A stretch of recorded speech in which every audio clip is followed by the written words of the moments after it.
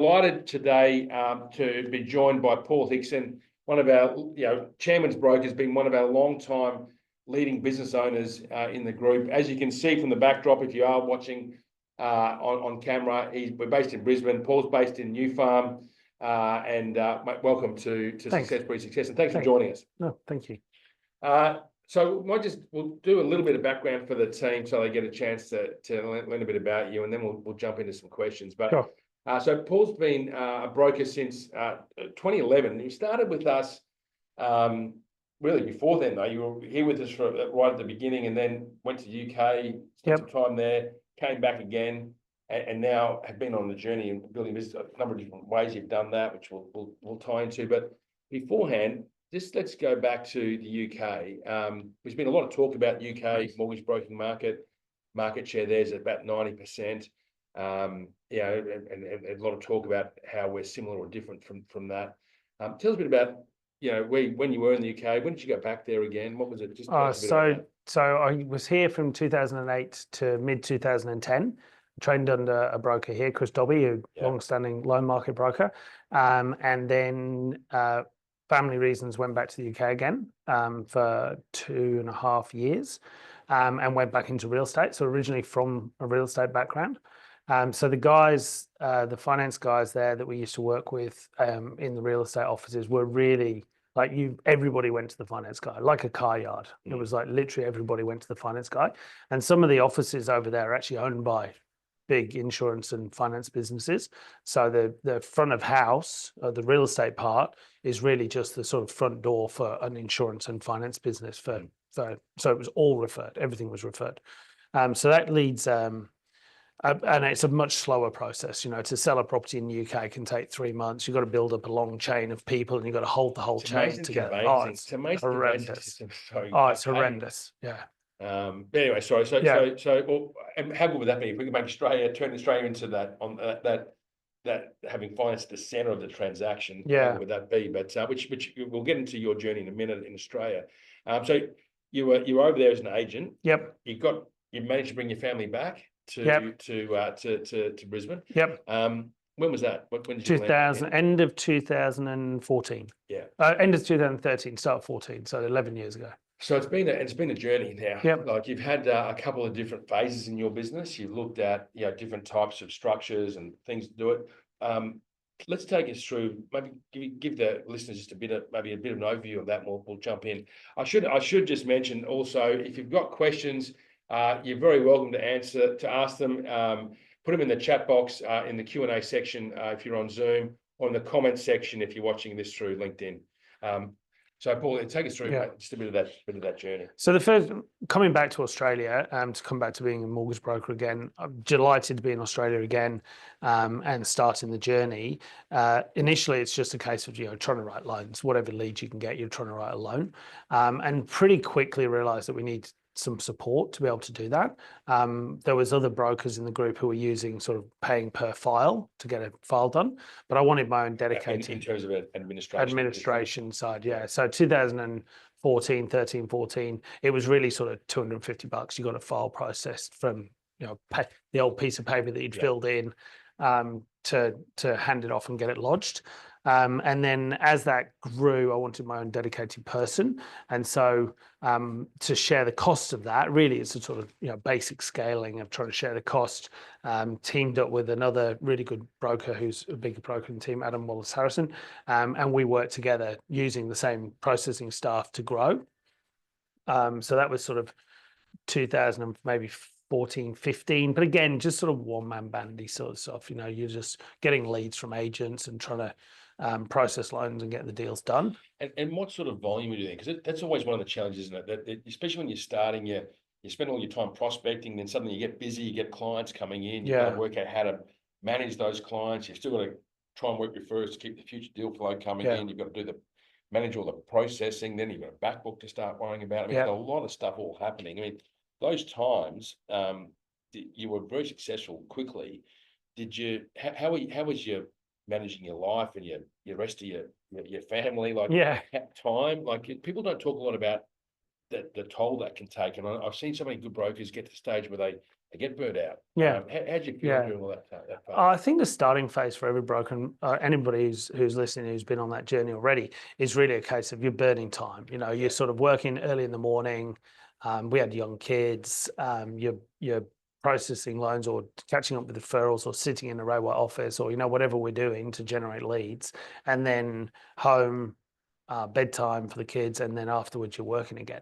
One of the things I've always thought about this is that you can't, I always try and look down the line and say, if I want to write $1 billion, can I do it the way I'm doing it now? And you look at it and go, well, no, I can't. So I've got to somehow bring more time into the process. So there's more, you put more time into the process, you can write more volume. So the original starting space was, recruiting more processing staff. So we ended up, Adam and I had 3 processing staff. And then we were starting to write sort of 60s, 70s, that type of number. And then a couple of other brokers. Sorry, 60, 70 million for those who a year.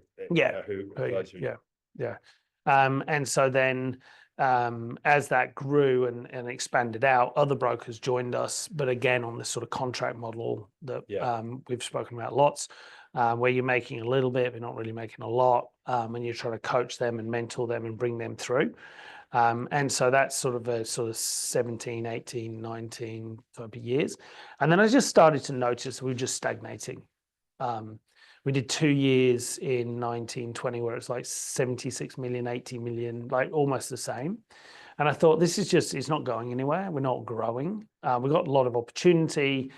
As an ex-real estate agent, I know how to talk to real estate agents and generate leads from them. But it takes work, like it always takes work. And it's not something you set up and let go. You have to work at it all the time. But I noticed we were just stagnating. And I thought to myself, well, I've got to change this in a way to make it that somehow we grow again. And when I looked at it, it's actually just process time. Sitting with previous chairmen of loan market, you can see it's just a processing time. You only have so much time in the day, so you need to do less of the deal.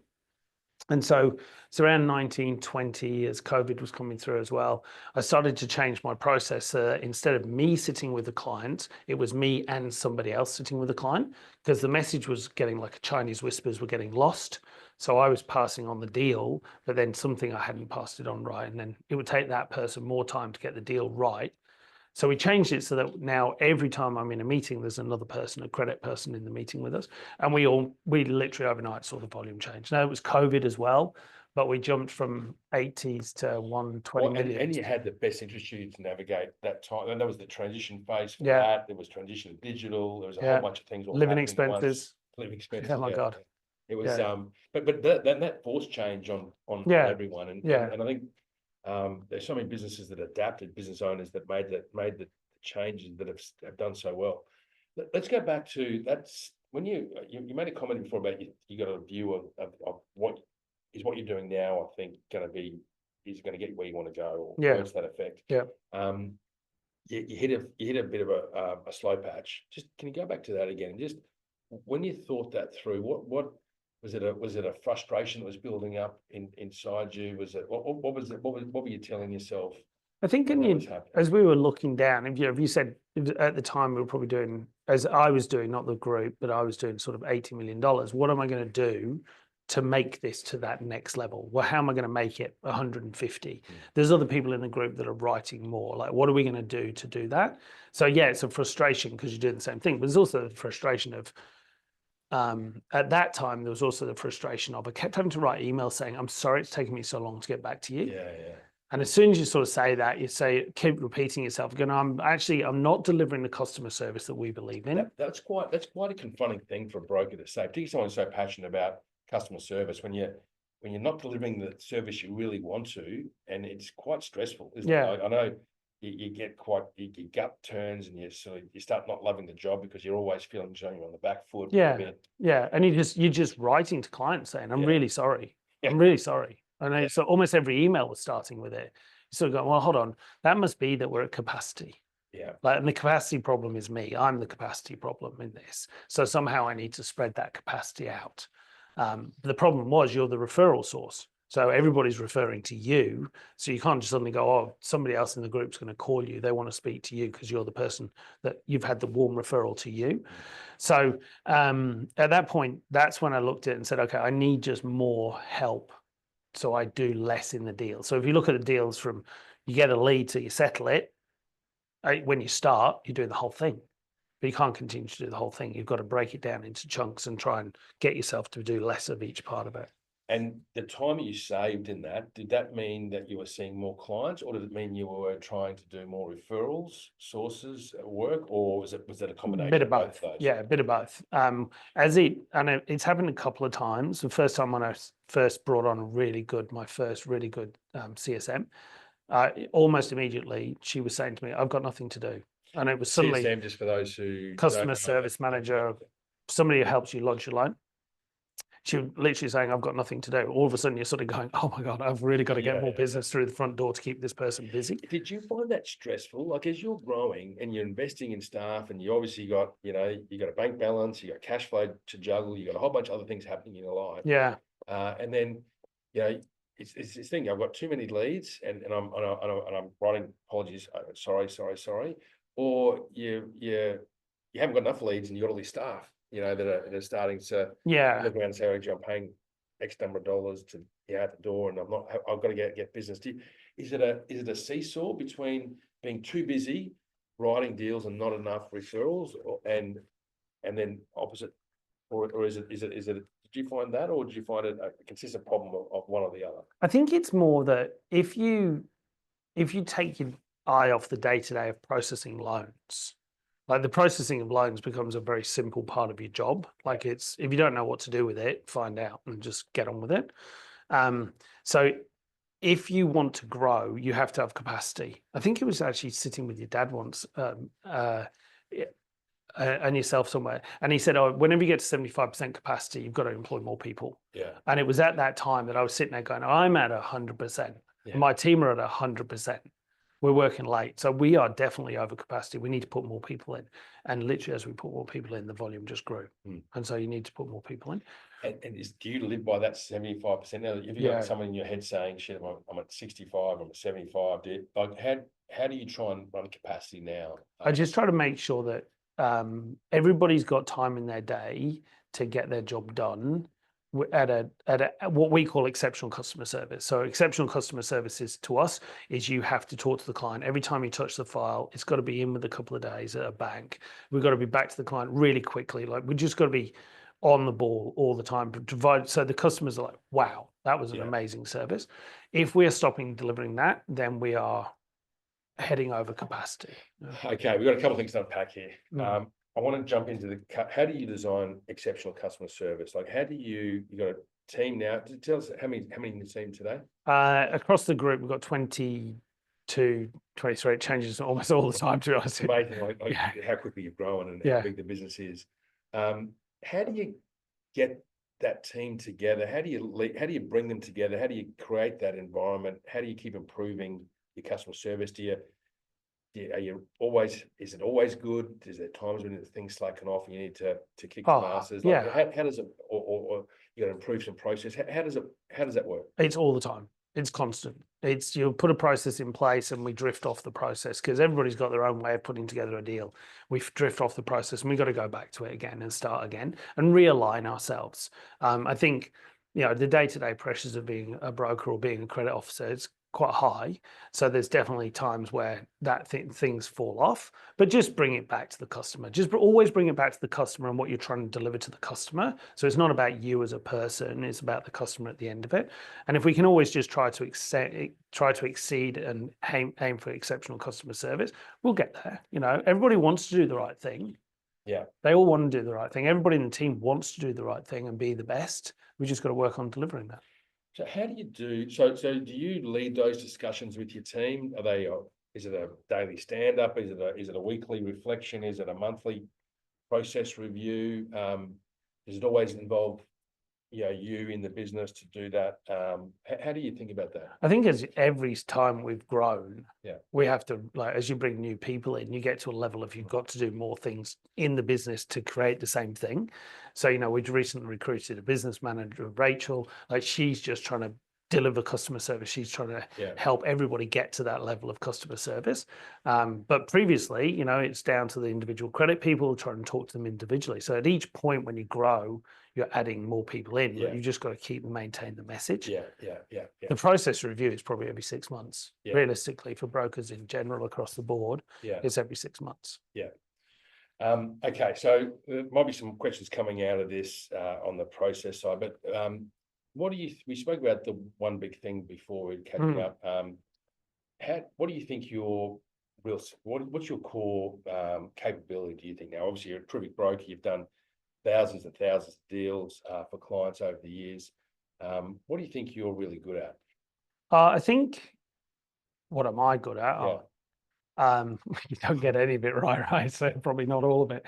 I think I'm an ex-real estate agent. So as an ex-real estate agent, I like when an agent brings me into a deal, often it's a rescue. I'm trying to rescue the deal for them. The client wants to buy the property. The vendor wants to sell the property to them. The agent wants it all to go through, and you're coming in to fix that issue. And that's just experience and keeping everybody calm. I think one of the things for us is just keep people calm in this process, because it's really the Queensland process, that 30-day contract, is really stressful for people.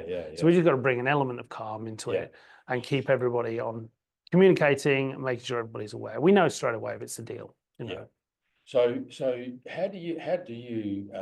what do you teach your team about dealing with real estate agents, which is probably and I should point out, you do a lot with financial planners and accountants as well, but let's dial in. First of all, are all referral types the same? Do you talk the same way to an agent you do to an accountant or a financial planner? No, definitely not. So let's start with, say, an agent. What are you teaching your people about that when you want them to go in and start talking to your referral partners? When we're talking to agents, we're talking about education. So we're trying to train them about how finance works, because they don't have a clue. Like, they literally don't know. They put a 14-day finance clause on a contract. They don't know if that's a realistic, when they first start as agents, they don't know if that's a realistic thing. How does it work? Is there a valuer? So we go in and we start by educating new guys about how finance works, and LVRs and risk issues and postcodes, and might be pull some of their properties. So in Brisbane, we've got like a few postcodes which over the years have had issues with massive developments in those postcodes, and there've been restrictions. So just trying to pick their properties and educate them around their property, what could be an issue coming up for them. Then we obviously got first home buyers and trying to educate them about the first home buyer schemes, and some banks don't do it, some banks do it. Just lots of educational pieces. And then we're always updating them about the economy and giving them things to say. Like, so as on a Saturday at an open home, they've got a slow open home and somebody's come through it, if they've got something financy to say, because we delivered it to them in the week and they heard it, then they've got something to chat about, and then they think about us, and then they mention a mortgage broker, and then generate the referral. Yeah, no, it's interesting. And how important is it for them to be visible in the business, like to actually physically be there? I mean, I know I hear a lot of people sending emails, or see a lot of people sending emails and making phone calls and stuff. In your view, visibility versus emails 100%. versus... You've got to be there. You've got to be there. They overhear you talking. They learn stuff from it. I mean, even to the basics of, sometimes you walk into the office and they go, "Oh, I got a referral I was supposed to send to you." Well, okay. Okay, and so you spend a lot of time with your team now. How much time do you spend now educating them around that part of as they're coming through and becoming brokers? And your process is to bring a lot of your team through and grow them. How much time do you spend around that education piece? Is that something that is a constant thing that you talk about in your team? Yeah, it's just constant for them as well. So we're always sending out the messages so we text agents, a big group of agents every week, and we're at sales meetings, and we're at auction meetings, or we're at auction events. So we're just there around the agents all the time, so they're hearing you talk to the agents, and just them learning by absorption, as well as us sitting down and training them for it. And you track leads. Is that one of your KPIs, is leads per week? Is that something that you look at? 100%. And so you work hard on that. How is that different, say, from your financial planners, your accountants? What would be the fundamental difference when you're teaching your people when I think it's probably your conversion rate. Your conversion rate from your financial planners or accountants within a time frame is, you know, closer to 80 to 90%. You get a referral from an accountant, you're probably going to be writing the loan. Unless there's a reason they need to stay with their existing lender, you're probably going to be writing a new loan for the client. If it's a referral from an agent, obviously it depends on how well it's been put together, how long the agents referred them across, whether you can get hold of them on the phone. So there's a hugely different strike rate between the two. We get a pretty good strike rate from our real estate agent referrals because they're pretty well trained and pretty warm to get to us. But financial planning accountants, yeah, it's nearly 100%, I'd say. And is it how different is it when you're building relationships with planners and accountants? How different is that from building relationships with agents? Financial planners and accountants, it's generally a sort of you go in, you meet the whole team, you can layer into them, you can provide messaging, you can sit or be there. It's a lot easier.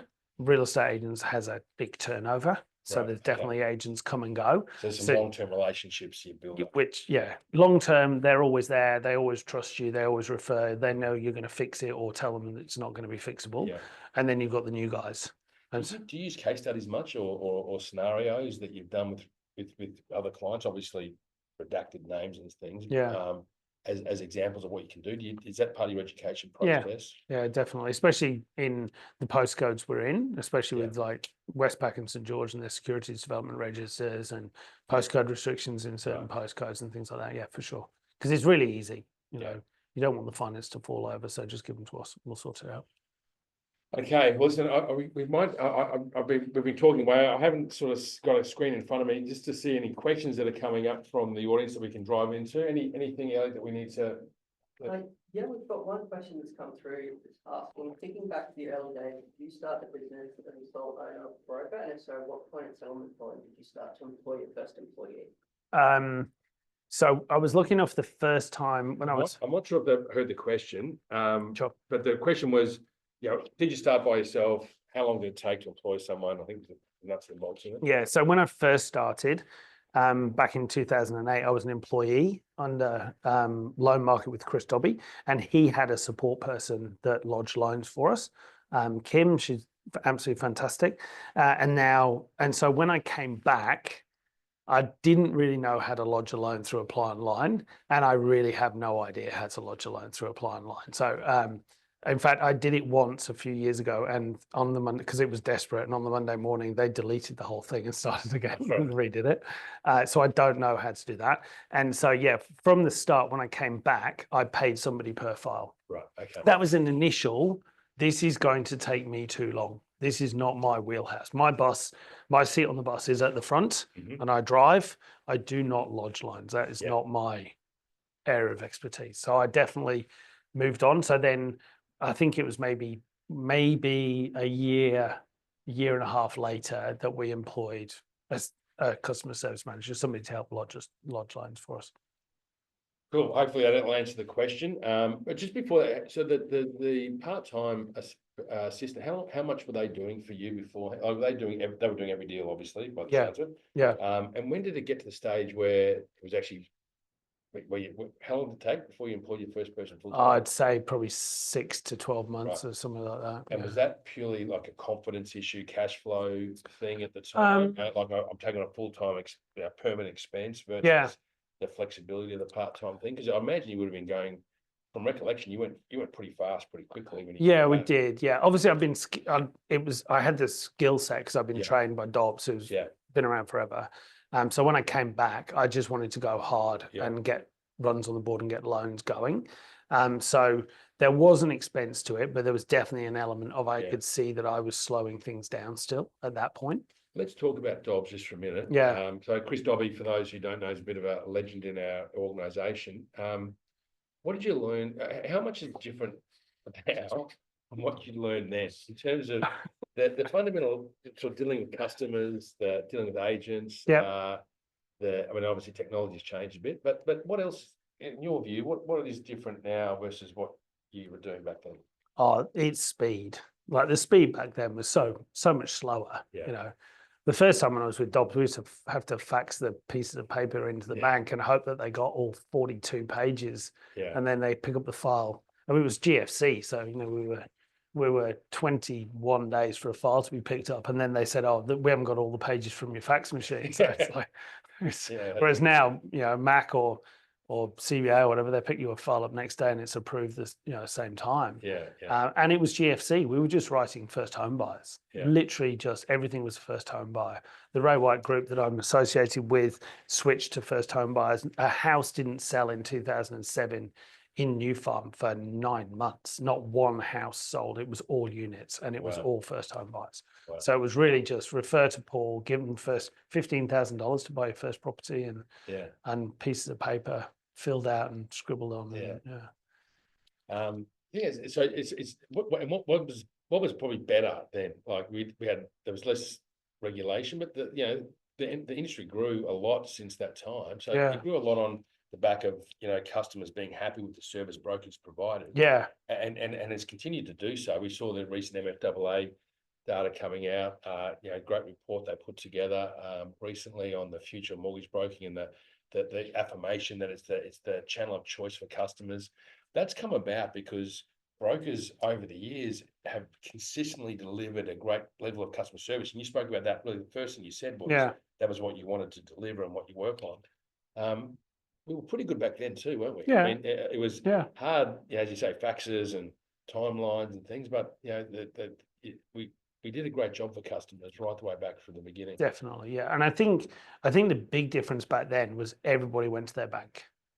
Whereas, it was, and maybe luckily for me, it was GFC and everyone we were dealing with were first home buyers. And they were thinking, well, I don't need to go to the bank. I'll go to that broker guy because we don't have to pay him and he's going to find me the best rate.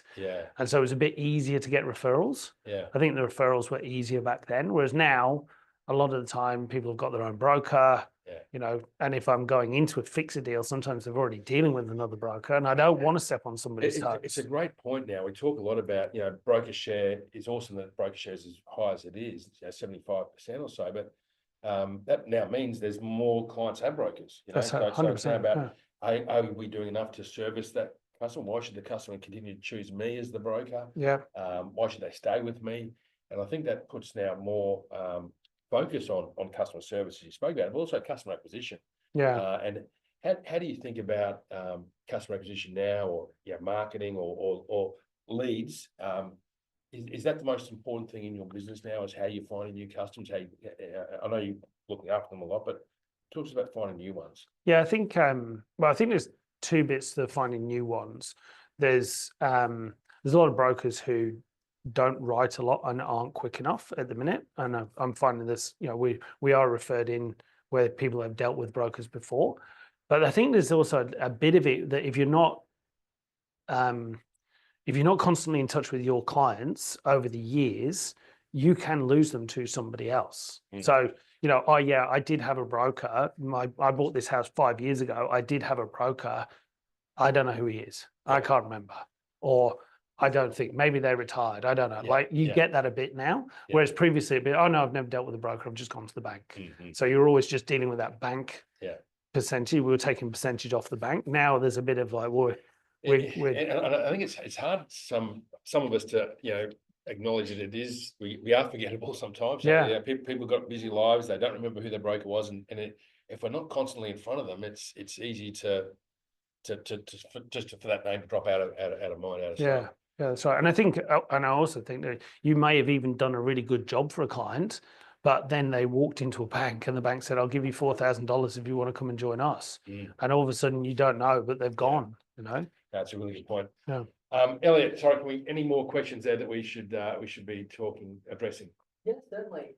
We've got one from Justin Forbes. If you had your time again, what are the 3 things you would do differently and why? Oh, that's a big one. How much time we got? Good question. I'll give you some time to think about that. Just so, what are the 3 things you'd do differently and why, if you had your time again? I don't know if you get to do things differently. When we were growing, we went into the contractor broker part and had contract brokers, but probably couldn't afford to do PAYG at the time. Now we're PAYG brokers, and we're looking at growing the business through an ownership scheme where everybody will own part of the business. So I don't know if you could do that again, but you do lose good people as you grow. Is that because of cash flow that you say that you couldn't do that at the time? Yeah, probably. Yeah. You're running a growing business, I think, and also just knowing more. I think we were just one-man bands for so long, whereas now, people join the industry and they're very quickly multiple teams, multiple brokers. But it just wasn't the way it was back then for within our groups. Yeah. If we had the knowledge, maybe we would have grown more brokers more quickly. Yeah. Yeah, I think it's always one of the things is you have to do it faster, but it's hard to. It's easy to sort of in hindsight to say things like that. I think you said 3. Three's pretty hard. You got a second one there, or do we count that as 2? No, let's count it as 2 because we're struggling for 3. Yeah. I think just at different times bringing in more staff, more people, more volume, being aware that you're at capacity. I've met a really good broker this week, and they were saying that there's a confidence issue that comes with that. That you've got a new overhead going into your business. Can I afford to keep this person employed? What happens if my business isn't as good as I think it is and it drops off a bit? I mean, how do you? Is it still a deep breath now? You're 22. How do you think about 23, 24, 25? How far ahead are you thinking about recruiting them? Well, is it still? Are you still nervous about that now? I think a bit less nervous about it now because it's one extra person onto 20. It's instead of one extra person onto 1. Yeah. So there's definitely a scale so involved. Not doubling this team, yeah, that's right. But also there's more and more business out there. The Queensland market's doing very well. And I think you've also got better at recruiting over time. So when you recruit somebody, you really believe that they can actually go and generate their own business. I'm sure there's going to be a couple of things on recruitment, but just any 1 or 2 things you look for in your recruitment when you're recruiting people. Hunger, and just, I think that the customer service piece. I think you've just got to be able to find people who really believe in customer service. There's a lot of people question: do you have experience from like a bank or being another broker, or attitude without experience? Do you have a preference, whether they're experienced or inexperienced, where they come in? No, attitude. Yeah, 100%. Attitude is the main thing for us now because we've got a bigger team. We don't have to, training somebody can be absorbed by multiple people. We've got different people in the group who can train. We've got Rachel again will just, take over and share the load amongst everybody else. So it's not just me training one person. Yeah. So it's a lot easier. You mentioned when you had your great CSM came in, things changed. Yeah. And without wanting to put you in a difficult position, how many did you go through? Did you have to? Was that relatively early on the process? Did it? One. Yeah. And that's actually probably the best change in recruit at the time was there was a CV going around that a few the corporate staff had this CV, and I read the CV and I was like, oh my God, how is this person not employed? I've got to have to take on this new person and let go the other person. And I even did a test. I sent them a test of like what would happen in these scenarios. I got pages written back to me and I was like, I didn't know that. I didn't know that. I didn't know that. Right. You're fired. You're hired. You're fired. You're hired. And that was it. Yeah. Just a massive uplift. Yeah. It really changed. It really shows that if you've got people in the business who aren't doing what they're supposed to do, they really weigh down the business. And if you get people in the business who really know what they're doing, they take stuff off you, you suddenly go, oh, I've got time on my hands. Is the HR stuff hard? Was that like as you coming in and you're building your business and you started, as you said, from nothing and you put on your first person as a $250 contract per deal? Yeah. Now you're running 22 and you're going to have a lot more. How do you think about HR? How big a deal is it for you? How much of it's a headache? How much do you think about it? Oh, HR, I think team culture is really, that's the main thing I want to try and make sure is really good. I'm not sure I'm great at it. I'm definitely not very good at recruiting. So I bring more people in these days to help me with recruiting. The team interview. Yeah, the team to help me recruit. And so, but it's about the culture. If somebody's not helping the culture, then we've got a problem. Do you find that hard? Yeah. I mean, I think that's one of the things I've experienced a lot is in that transition from great technical tactician professional to business owner, that issue of having to manage stuff, particularly having to give bad news and Yeah. or, having to make changes is not, Yeah. it's bloody hard. It's suddenly like you're, it's not like having children, but you suddenly get a child and you have no idea what to do with it. All of a sudden you've got all these staff and you don't actually know what to do. You're just a broker writing loans, and all of a sudden you've got all these staff and you make mistakes and you want to do the best and try and do the best by them. But yeah, you've got to learn stuff as you go along. Yeah. And if your EQ is not very great, like mine isn't. Well, it's a challenge for all of us, right? And I think the journey, and probably one of the things for other business owners out there who are doing that is that, what advice would you give to them that are going, maybe at the more of the early stages of their careers and they're putting some people on. What are some of the things you've learned in that around HR and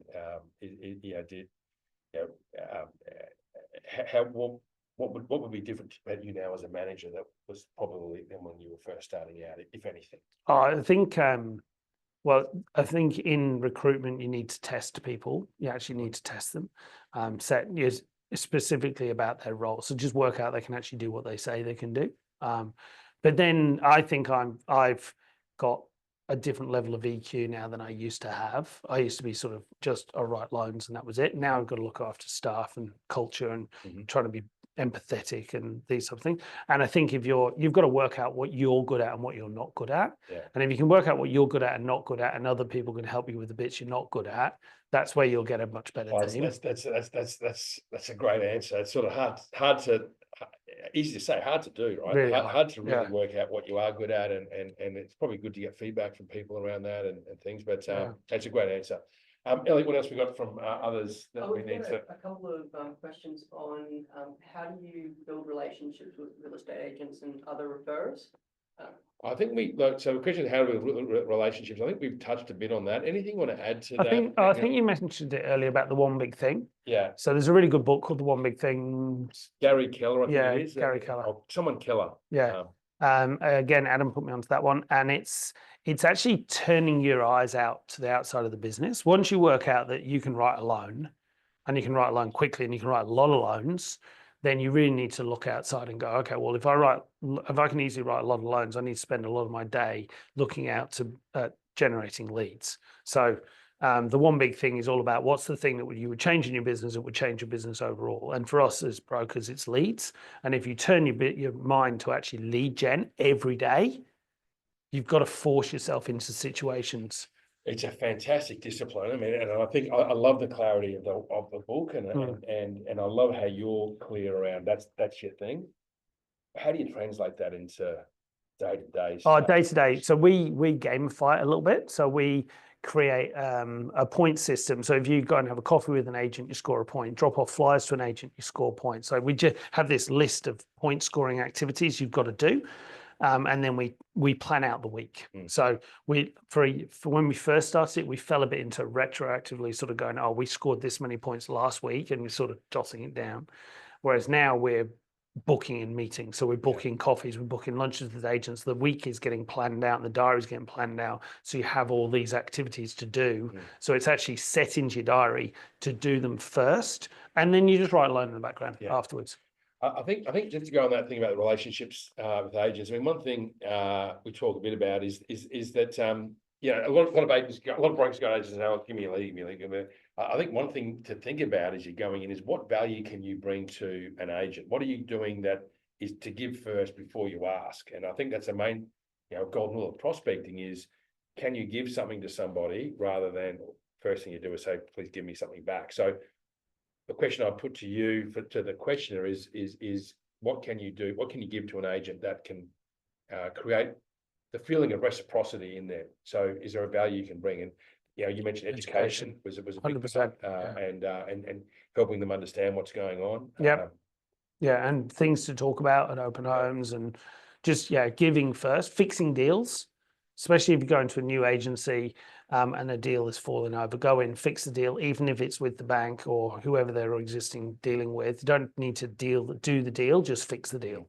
Save the agent his fee. Yeah, nothing. If you are the broker on a deal and you know there's an agent attached to it that's not not one of yours, there's no reason why you can't phone the agent up and just introduce yourself and say, look, I'm the broker acting, and just wanted to let you know this is what's going on, and if you need anything, let me know. I think because reaching out, I think particularly post-COVID, we lost a lot of face-to-face skills. I think a lot of us went to remote, which you probably get, but I think being able to communicate directly again is pretty important. And I think it's something that a lot of people are getting back to. More and more. Just on that, how many of your appointments, set of interest, are physically with a client versus either on the phone or remote?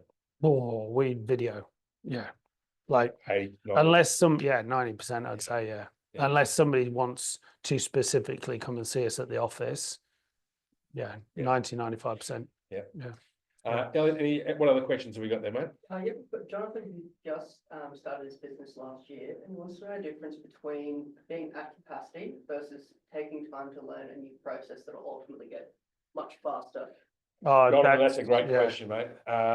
First of all, welcome to the industry. If you're new to the industry, or welcome to business ownership, if it's, you say, was it a year last year? Yes. Okay. So it's been a good year for you. How would you answer that? It's a great question. Just put the tools down, set the time aside, work out the new process, and move on. We do it all the time. Like it's not something you'll do once in your business. We change the process on an annual basis, and it could be around staff. It could be that we've got certain staff that are doing some things better. It might be we've upskilled some people and we can pass it down the chain a bit more. But we're doing it all the time, and it is literally just put the tools down, half a day, get your process right, and move on. Yeah, I mean, it probably depends a bit on the skill that Jonathan's talking about, but I think you can't afford to not get skilled up, can you? I mean, things are changing so fast. I think part of that is budgeting your time. And we talk a lot about ideal week. Do you work the ideal week and the time blocks and stuff? We all talk about it. There's still that color coding of your week and say, this is what I want to do. How many appointments do you do a week, by the way? What's your target number? We do. So I think it's about 10 meetings a week if you want to do 100 million in lending. So it's across the brokers, we've got spreads of that.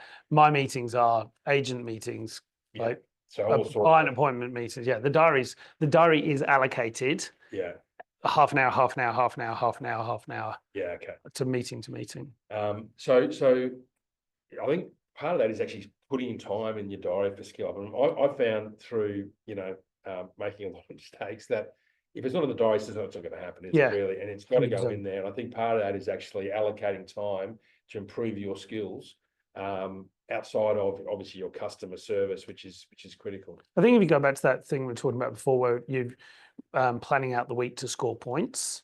So we're planning out the week to go and meet an agent or have a coffee or whatever it is. If you do it on a Friday, you're booking meetings for the week ahead of not clients, but what you want to achieve. Then you get the things into your diary. How often do you review your diary? So you do that once a week? You try as a review for the head? Like how far ahead is your diary planning normally? Because we're trying to point score for the lead gen, I have a meeting Friday morning with Rachel and we book out the week ahead. Like we're trying to book. And if an agent says, I can't do next week, I'll do the week after, then we've booked it into the next week. We're trying to do, we're going through some open for inspections, we're dropping off cards, or we doing a fruit platter, whatever we're doing. There's things booked out into that week ahead. And then the appointments, because appointments are normally, booked in and they're in the next day or something, they're pegged in around the activities. What else? Any other ones? Got a good one from Rachel. How do you envision the industry changing in the next couple of years? And how is your company preparing for these changes? Okay, so how the future of the industry, what do we think about it? How are you preparing for it? Great question again. I don't know how long we've got left on the clock, but it's a great one. How do you want to have a crack? I think, one of the things about being with Loanmark is actually the tech that you're driving is definitely helping us with that. I know there's AI is coming more and more. And so, part of being with a really good aggregator is that you're seeing that for us and you're helping us because we're in the trenches doing the day-to-day. How do I see the business change? I just think we'll get quicker. At writing loans with tech. We're getting quicker and quicker as we are. We'll put a deal into a bank within a few hours of getting everything from the and I just think it'll get through another stage where, Yeah, it's interesting. I think broker share getting to 75%. So I can't go above 100. So we're close to the capping. Can you get to 80? I think definitely. Can you get to 85? Maybe 90, possibly 100. Doubtful. But so we're getting closer to the rising of the industry that creates opportunities for all of us. So the rate of that growth starts to slow. And so part of that now is going to be productivity, how we drive productivity up. And that is through tech. But tech is not the driver of our industry. The broker is. The customer service, the person at the coalface, that's the person that determines where this industry goes to, not the technology. So everyone talks about the tech. Tech's the enabler. I think you're going to have, you're right, brokers will be more productive. Do you think the business will get bigger? Do you see your business growing more over time? Do you feel confident around the value proposition you're bringing to your teams? Do you think there'll be consolidation more with business owners, and there'll be less business owners, they'll be bigger? Yeah. You see more business owners. How do you think I think there'll be less business owners and will be bigger because the bigger businesses can just write quicker. Yeah. One of the things that we looked at a couple of years ago, we stagnated again in the sort of 120 million sort of level. And I kept looking at it going, we did 2 years almost within 2% of each of that. And I was like, hold on, this is capacity again. Yeah. And so then we plugged people in behind the credit staff as support staff, and we jumped 30%. Yeah. And it's more just because, and part of it's an uplift in volume, but part of it's a shortening in time. Yeah. So almost like you've pulled some of the year ahead into this year because you've just written it quicker. Yeah. And I think part of anybody that's coming through, wants to grow, you have to invest in staff because it means you will write loans quicker. They'll just get them settled quicker. It's a great point because that opportunity cost is not just, it's customer experience. So you're not getting as many referrals back in. You're not able to get as many referrals from existing clients because your service is not as good. You're not able to spend as much time going out prospecting. Yeah. So it's a front-end lead problem, but it's also like your staff that are there have worked harder. I can get turnover challenges more. Yeah. The staff are working, redlining for more than 9 hours a day. Yeah. They stay more. Yeah. Some basic stuff, isn't there? But that capacity can be a real challenge. We've got an issue right now is that one of our guys is away for a month's holiday. We lost a person just at the start of January, and so we're two people down, and the Queensland market's kicked. The team are redlining at the minute. Yeah. They've got backup of files, which is just terrible timing as opposed to anything else. But it's the same thing. Yeah, it's that thing to watch for. Mm. So I hope that I'm sure everyone's got a different view. We'd love to hear any more views on that. I should just so we've got any other quick ones? We've just got a quick one, which is probably the one off that from LinkedIn from what are the non-negotiables for your teams daily, weekly, and how do you prioritize their well-being? Yeah, great question. The two big questions. Yeah. So just what are the non-negotiables that you have, and how do you prioritize your team's well-being? I think that was one of the around activity maybe as well. But non-negotiables. I think if I'm answering the question the right way, non-negotiables are customer service as non-negotiable. That is we again bringing in Rachel into the business manager role is just overviewing and making sure everybody's getting back to everybody. It's not there that they don't want to get back to people. They just might be under the pump and then they're not. Whereas now we're just making sure that everybody is providing exceptional customer service. So that's the non-negotiable. And staff well-being, that's again, it's something the business has grown pretty rapidly. And so just trying to make sure that, we've done some work with Steve Sharp and just trying to everybody understand their own pressures internally and what they're dealing with, goal setting, planning out the year ahead, and just making sure the culture's right, that people can reach out if there's an issue. Yeah, I think that engagement's so important, and you do have a real. Part of your value proposition really is your development of your people. You look at how many have got an internal pathway through your business as you get growth, and I think that's one of the exciting things is that team is growing as the business grows, so as your people. And I think that the capabilities they've got's been really impressive. I think it's great credit to you and your team. Thanks. Well, so I think we're just about wrapped up there. We've gone. I'm not sure we've gone over. We're pretty close. Any final comments that you want to mention? I haven't said anything. No, I think it's really just about just increasing, keep capacity. Yeah. If you keep capacity in your business, you can deliver really good service. And if you deliver really good service, you're going to need more capacity. Yeah, that's a great way to finish. So just want to thank you for joining in and for joining us on Success Breeds Success. Paul Hixon, one of our great brokers in Australia, but based up here in Loan Market in New Farm. Great business owner that I think's been very generous, mate, in sharing some of your insights. Really appreciate you taking the time to do that, particularly given how busy you are. I hope you got something out of that. And look out for Paul. You'll see him at lots of industry events, but also I'm sure if you want to reach out to him, then please do so. You can find him online. Okay, thanks everybody, and we'll see you next time for Success Breeds Success.